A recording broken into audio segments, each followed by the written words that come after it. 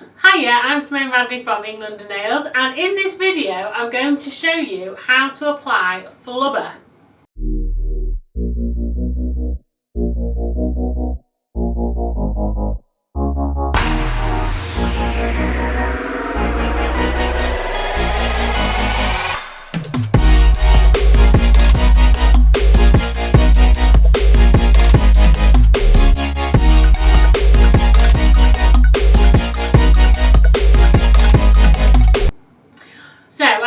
Other videos like using Flubber before and a bit on the application, but I've never done a really in-depth video on the application, and it is something that I get asked about all the time, so I thought I would show you how to do it.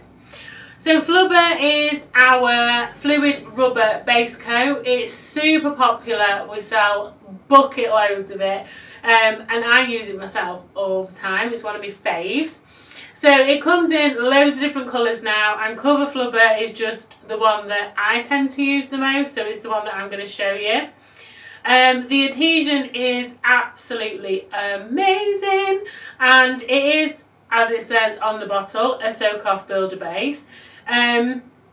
So I'm going to show you this video basically to kind of dispel any myths and show you the best way to apply it so that it will last your clients, and I'll come back to you every time with perfect nails. I did also do a live video on Instagram with Agnes, one of our educators. She is like the gel queen, and we discussed all things Flubber and Sobiab. I put her questions, no, I didn't put her questions, I put your questions to her, and she answered them all. So if you've not seen it, go on and have a look. But we will jump straight. So I've got the lovely Vicky. We've done a cuticle work and stuff like that, so we don't need to do that. So we've already done. So if I've done all of that, I've filed the shape of the nail. What I would do then is I would come in and remove the shine on the natural nail. I use my e-file with a 240 grit sanding band, which is a fine sanding band. Also, what I like to do before I use it on a client, because it's a fresh sanding band every time, just to get rid of the sharp edges, I get another file, turn my e-file on, and just run it round like that to get rid of the sharp edge. Oh, I'm taffled up. So then I'm going to come onto the nail, and I just literally really lightly remove the shine. This will also get rid of any little bits of dead cuticle that you might have missed on the nail plate as well. If you wanted to use a hand file, that's perfectly fine. You can use a 240 or a 180, but nothing coarser than that.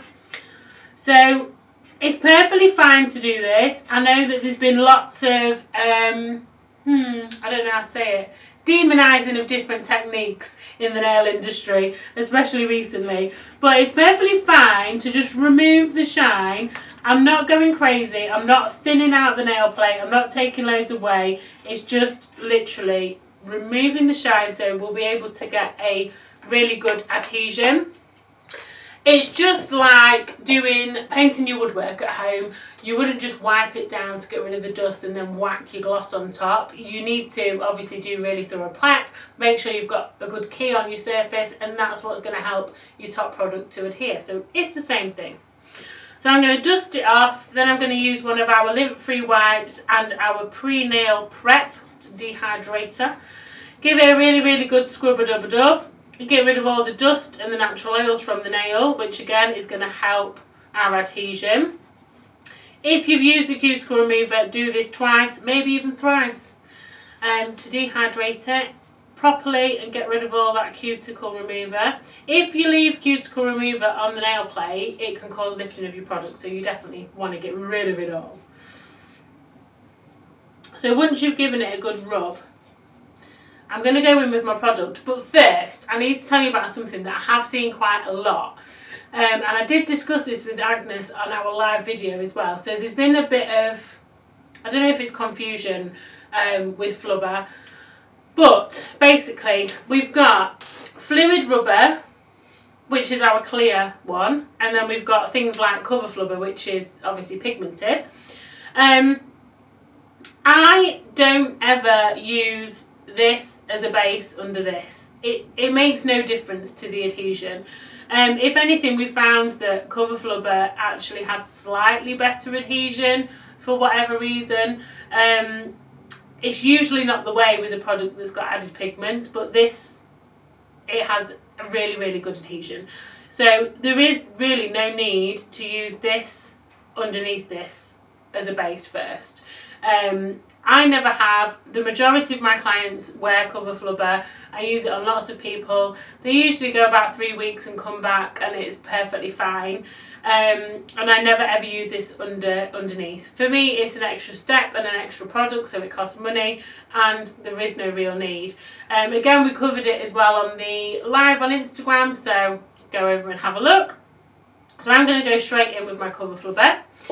Really, I think the key is the application. So as long as you get your application right, you shouldn't have a problem. So your first layer of Flubber has got to be, I can't stress this enough, got to be super duper thin. As thin as possible. And again, that's how you're going to get a really good adhesion with your product. What I have missed though is 007.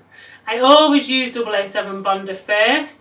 It's a non-acid based bonder, so it doesn't cause damage to the natural nail. You use it really sparingly like that. Don't put loads on. You don't want it super wet. You only want a small amount.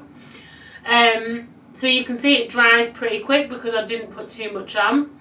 This is a solvent based product though, so the solvents do evaporate every time you use it, so it needs replacing quite regularly. So if you use it all the time, like all day every day, you need to be replacing it about every 3 months. If you're using it not quite so often, you could probably get away with about 6 months. But basically, if it's starting to go like sticky around the bottle or it's looking a bit thicker, then you need a new one.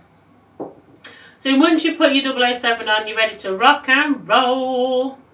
So I'm going to use my Cover Flubber, take the brush out of the bottle, and I basically wipe away pretty much all of the product. And I just use like what's left on the brush. And when I'm applying it, I am really putting pressure on the brush and basically kind of scrubbing it into the nail. And again, this is what is going to help with your adhesion. Make sure you cover the whole of the nail plate, go right up to the top, all down the sides, and also make sure that you cap the free edge. So if you get any peeling or lifting or anything from the free edge, it could be that you've not capped it properly. So make sure you go right round the free edge, round each side, over the middle. Then I'm just going to brush lightly over the top to make sure there's no bulge. Then I'm going to cure this in the Platinum X lamp for 60 seconds. If you have got the Cool 48 lamp, it's still 60 seconds. So now that we've done our very, very thin base layer, now we can add extra layers. So other things obviously that I see about Flubber is, yes, Flubber does have to be applied thinly. If it's not, it can peel. However, as long as you've done your initial layers super thin, you can then go on and build it up a bit and add thicker layers on top. It's just that the initial base has got to be thin. So I don't just do a really thin base like this for anybody, because it is, for me and for my clients, too thin. You will get the very, very, very few people who have got perfect nails, they're rock solid, and you could just put this on them and they would last forever and ever. Well, that group of people is so slim. I've probably met one client like that in all the time I've been doing nails. The majority will need that a little bit more. So this is what I do with my clients. So now that I've done my really, really thin base layer, I come back in with a thin sort of slip layer over the top, just to make the surface of the nail wet. So if you're not used to using builder gels, or you've not done any other builder gel qualifications or anything in the past, a slip layer is just a wet layer of gel, and it basically helps you to manoeuvre your bigger bead of gel over the top, because wet gel will follow wet gel, so it will just naturally move. So once I've covered it and made it wet, I don't cure it, I come in and I pick up a bead of Flubber. So how much you want to add, it depends on how much you need and want to build it up. This isn't very much. I would usually probably get a bit more, to be honest, so I'll show you a bit more. Then I'm going to add the gel into the middle of the nail and just nudge it. So I'll just nudge it with my brush, pillowing it where I want it, and work it basically down the centre of the nail. We don't need to really add it to the sides, it will go there anyway, and you don't want bulky side walls. I'm going to pick up a bit more because I didn't have enough, and go right down to the front. Oh, it's got something in it. It's got a little black thing in it. So now I'm going to come in with my Michelangelo brush. I'm going to get that little bit of whatever it is out. I've also got a little bubble which I'm going to pop with this brush, she says. There we go. Using a detailer brush will really help you to manoeuvre just little bits that you need to change, and like manoeuvre little bits down the side, make sure there's no lumps and bumps. I'll also get my client to flip their hand, so I'll get Vicky to turn it over. This will help because obviously it's a medium viscosity product, so it does flow quite well. So as you're working, you've got to be relatively quick because it flows down the edge of the nail. So if you flip it over, gravity will help you just to pull it back into the middle. Make sure you've got no lumps and bumps and dips. I look from the side to make sure that it's alright.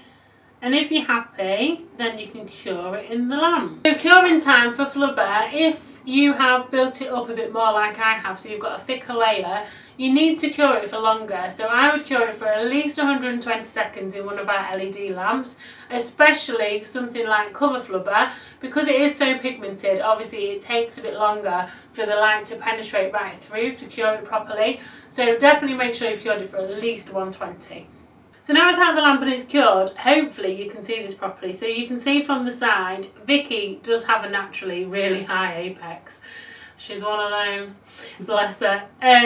But hopefully you'll be able to see that it's not really thick. I've not like built up a massive doorstop wedge.